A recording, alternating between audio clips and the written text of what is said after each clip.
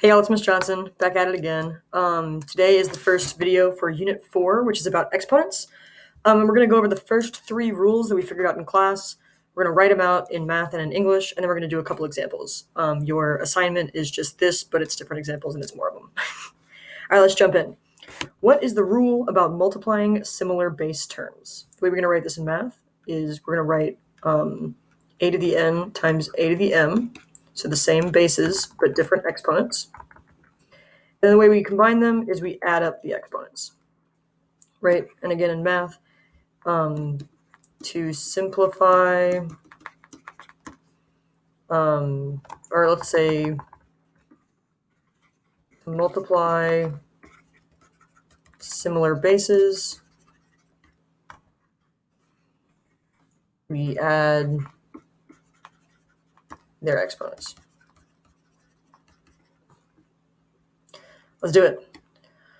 Okay, so we have these types of problems. We've got 3 to the 4th times x cubed y squared times 3x squared times xy to the 4th.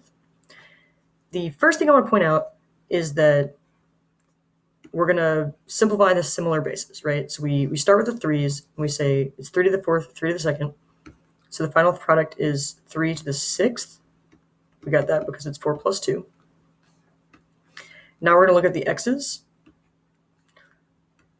And this is x to the 4th, which I got from 3 plus 1.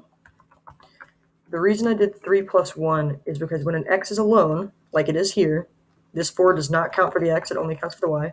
When the x is alone, that's a secret exponent 1. And now we'll look to the y's. We have y squared and y to the 4th.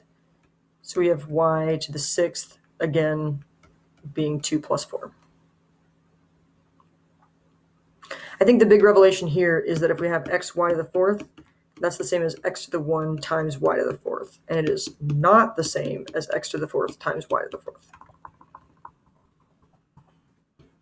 Put that in a little thought bubble so we can have it for later.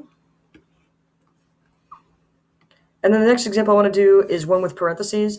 To be honest, the parentheses are kind of a red herring. You're just allowed to have these all multiplied out because there's nothing on the outside of the parentheses affecting it. And now when we do this, we go ahead and we add in our secret 1's, right? If something's by itself, we add in like secretly that's exponent 1. Then we can say, let's check just the 4's and get 4 to the 1 plus 7. Now we check just the m's and do m to the 2 plus 3, meaning that finally this is 4 to the 8th, m to the 5th. All right, that's the first section of the assignment, is the multiplication rule and simplifying using that. The second part of the assignment is going to have the rules about dividing similar bases, the rule about negative exponents, and then we're also going to have to use this rule, the multiplying 1, in order to solve these problems as well. So let's go for it. Write the rule about similar bases. In math, we say a to the m divided by a to the n equals a to the m minus n. And what that's saying is we're going to say the same way this we did to divide similar bases, subtract their exponents,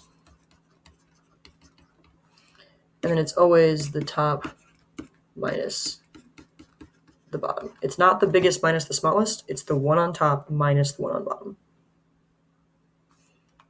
And then the rule about negative exponents is that if we have a negative exponent, let me write it like this instead. If we have a negative exponent in the top, we switch it to the bottom and make it positive. And if we have a negative exponent in the bottom, we write it as positive but switch it to the top. So negative exponents can be switched to positive exponents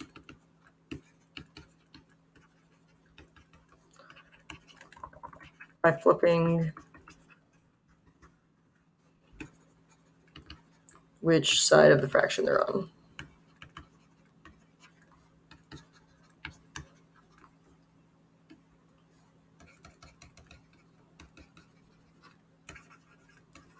All right, that took a lot longer to write than I thought, so let me move these down.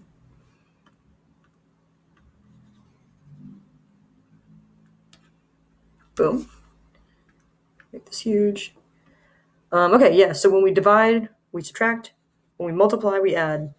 And when we have negatives, we flip. So let's try some of these out.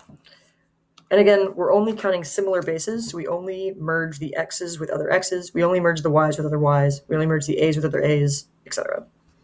So let's look at our x's first. We have x to the 5 minus 2. Look at our y's next. We have y to the 2 minus 5. Oh, sorry. First step, we should add in our imaginary ones. Right here we read x to the 5th, y squared, z to the 4th, x squared, y 5th, and just z. We write the just z as z to the 1st.